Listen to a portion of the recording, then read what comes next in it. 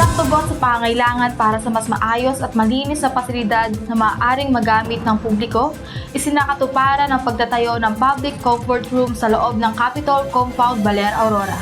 Ang proyektong ito ay naglalayong magbigay ng karagdagang serbisyo at kaginhawaan para sa mga mamamayan, kawani at mga bisitang dumadayo sa Kapitolyo.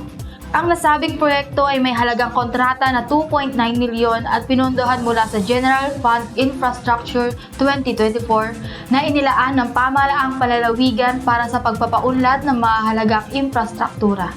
Ipinagkatiwala ang construction sa Regent Traders and Builders, isa kinikilalang kontratista na may kakayahang matiyak ang kalidad, tibay at kausayan ng proyekto.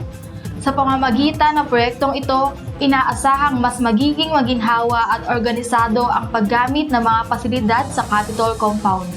Ito rin ay magsisilbing patunay na patuloy na malasakit at pagsusumikap ng pamahalaan na may itaas ang antas ng serbisyo publiko at bigyang prioridad ang kaginawaan at kalinisan para sa lahat ng Auroran. Ako si Erica Polinada para sa PGA in Action, all-out serbisyo ng Kapitolyo para sa publiko.